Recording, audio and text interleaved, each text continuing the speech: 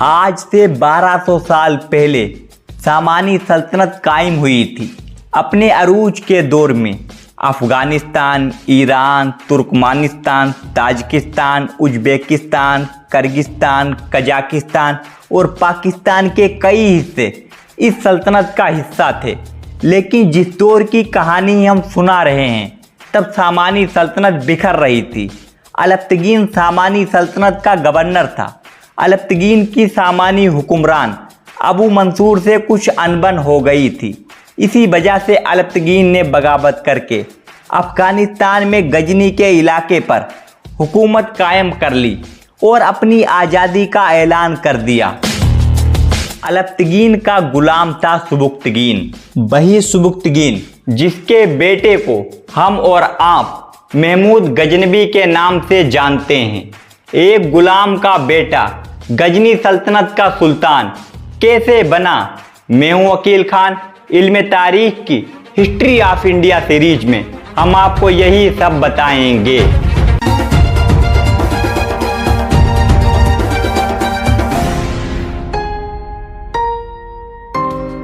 अलप्तगीन ने सुबुक्तगीन को तरक्की देकर जनरल बना दिया और इसे सल्तनत के बाहर दूसरे इलाके फतह करने का काम सौंप दिया। सुबुक्तगीन ने कई मर्तबा मुल्तान और लुगमान के सूबों पर हमले किए। ये इलाके राजा जयपाल की सल्तनत का हिस्सा थे। सुबुक्तगीन ने इन इलाकों से हजारों बासिंदों को गुलाम बनाकर गजनी भी भेजा था। जब अलप्तगीन का इंतकाल हुआ तो उसके 2 ही वर्ष बाद उसका बेटा और जानसीन इसहाक भी इंतकाल कर गया। अब गजनी सल्तनत में अफरा तफरी थी। इसे चलाने के लिए एक काबिल हुक्मरान की जरूरत थी। चुनांचे फौज और दरबारियों ने मुसावरत से अलप्तगीन के दामाद सुबुक्तगीन को गजनी के तख्त पर बिठा दिया। सुबुक्तगीन ने छोटी सी गजनी सल्तनत को सामानी सल्तनत के मातहत कर दिया था और खुद गजनी में सामानियों का गवर्नर बन गया था। इसकी सारी तवज्जो अपने बेटे महमूद गजनवी को जंगी और सियासी दोनों किस्म की तरबियत देने पर लगी रही थी। शायद वो अपने बेटे को मुस्तकबिल का सुल्तान बनाने के लिए तैयार कर रहा था। यही वजह है कि अपने बाप के 20 साला दौरे हुकूमत में महमूद गजनवी खूब मच गया था। वो अपने बाप के साना बसाना हर महाजे जंग पर जाने लगा था। इसकी जिंदगी का पहला बड़ा इम्तिहान हिंदुस्तान के राजा जयपाल से जंग में हुआ। सुबुक्तगीन ने राजा जयपाल की सल्तनत पर हमला कर दिया। जयपाल भी मुकाबले के लिए निकला और लुगमान के इलाके में दोनों लश्करों में जबरदस्त जंग हुई।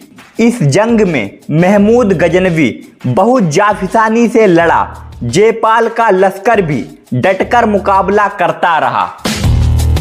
लेकिन जयपाल के लश्कर के साथ एक मसला था। वो ये कि इसके ज्यादातर सिपाही पंजाब से ताल्लुक रखते थे और वो सख्त सर्दी के आदी नहीं थे। सो इस कमजोरी को एक अजीब तरीके से इस्तेमाल किया गया। पुरानी किताबों में एक किस्सा लिखा है और वो ये कि महमूद गजनवी को लोगों ने बताया कि जयपाल के लश्कर के करीब जो पानी का चश्मा है, अगर इसमें गंदगी डाल दी जाए तो सख्त सर्दी पड़ने लगेगी और फिर पंजाबी फौज जो ठंडे मौसम की आदी हरगिज नहीं है वो ठिठर के रह जाएगी और मुकाबला नहीं कर सकेगी। चुनांचे महमूद गजनवी के हुक्म पर सिपाहियों ने इस चश्मे में गंदगी डालना शुरू कर दी। अब इसे महज इत्तफाक कहें या कुछ और कि इसके कुछ देर बाद आसमान पर बादल छा गए। पहले बारिश हुई और फिर आसमान से बर्फ गिरने लगी। इतनी शदीद बर्फ पड़ी कि जयपाल के कैंप में मवेशी मरने लगे। सर्दी से सिपाही भी बीमार होने लगे थे। ये जयपाल के लिए तबाही थी।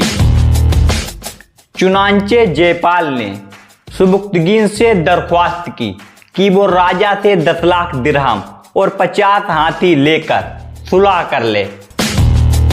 सुबुक्तगीन सुलह के लिए तैयार हो गया। जयपाल सुबुक्तगीन के कुछ अफसरों को साथ लेकर लाहौर चला गया ताकि उन्हें 10 लाख दिरहम तावान की रकम अदा कर सके। लेकिन लाहौर पहुंचते ही मंजर बदल गया। उसने सुबुक्तगीन के अफसरों को कैद कर लिया और नई जंग के लिए तैयारियां शुरू कर दी। इस बार उसने तनहा जंग करने के बजाय हिंदुस्तान की दूसरी रियासतों दिल्ली, अजमेर, कालिंजर और कन्नौज से मदद मांग ली। इन सारी रियासतों की मदद से जयपाल 1 लाख का लश्कर लेकर फिर लुगमान जा पहुंचा। जवाब में सुबुक्तगीन भी मुकाबले के लिए निकला। उसने एक बुलंद जगह पर खड़े होकर जयपाल की फौज का जायजा लिया। वो जहां तक देखता था उसे सर ही सर नजर आते थे। ये बहुत बड़ा लश्कर था, लेकिन सुबुक्तगीन के पास इसके मुकाबले के लिए इतना बड़ा लश्कर नहीं था। चुनांचे उसने एक जंगी चाल चली। सुबुक्तगीन ने बराह रास्त हमला करने के बजाय अपने सिपाहियों को 500 के दस्तों में तकसीम किया। फिर उसने जयपाल के लश्कर में वो मकामात तलाश किए जो उसकी नज़र में कमज़ोर थे। फिर इन 500 के दस्तों ने सिर्फ उन कमज़ोर मुकामात पर मुसलसल हमले किए। जयपाल इस तकनीक का मुकाबला ना कर सका और उसे इबरतनाक शिकस्त हुई। इस फतह के बाद सुबुक्तगीन ने भारी ताबान भी वसूल किया और लुगमान से पेशावर तक का सारा इलाका अपनी सल्तनत गजनबी सल्तनत में शामिल कर लिया। सुबुक्तगीन ने गजनी सल्तनत की हुदूद को अफगान इलाके बल्ख तक बढ़ा लिया था। उसी वक्त आज से लगभग 1025 साल पहले इसी बल्ख शहर में सुबुक्तगीन का इंतकाल हो गया। सुबुक्तगीन की मौत के बाद महमूद गजनबी तख्त पर बैठा। उस समय उसकी उम्र 30 वर्ष की थी, लेकिन उसकी भी हैसियत अपने बाप की तरह सामानी सल्तनत में एक गवर्नर ही की थी। महमूद गजनबी ने सामानी सल्तनत से अपनी वफादारी जाहिर करने के लिए सामानी दारुल हुकूमत बुखारा में एक अपना सफीर भी भेजा, लेकिन वह ज़्यादा देर तक इस कमज़ोर सल्तनत के मातहत ना रह सका। 999 ईस्वी में उसने सामानियों से आज़ादी का ऐलान कर दिया। हो सकता था कि सामानी उसकी बगावत को कुचलने के लिए एक लश्कर भेजते, लेकिन सुल्तान महमूद गजनबी को फायदा ये हुआ कि सेंट्रल एशिया का एक ताकतवर हुक्मरान एलक खान बुखारा पर चढ़ दौड़ा। उसने सामानी सल्तनत को सफाए हस्ती से हमेशा के लिए मिटा दिया। महमूद गजनबी ने एलक खान की बेटी से शादी करके इसे अपना इत्तेहादी बना लिया।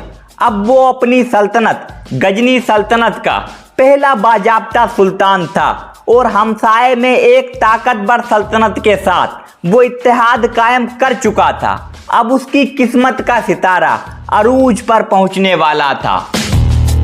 उसके बगल में सोने की चिड़िया का देश था, जिसके बुत सोने के थे, जिसके मंदिरों में हीरे और जवाहरात के खजाने थे और शहरों में दौलत के ढेर थे।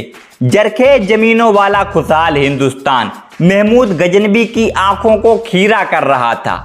एक ताकतवर हिंदुस्तान उसके सामने था, लेकिन फिर यूं हुआ कि एक बदमस्त हाथी ने हिंदुस्तान की तारीख बदल दी। कैसे? क्या सोमनाथ मंदिर की कहानी वैसी है जैसी मशहूर है? ये सब बताएंगे हिस्ट्री ऑफ इंडिया की अगली किस्त में।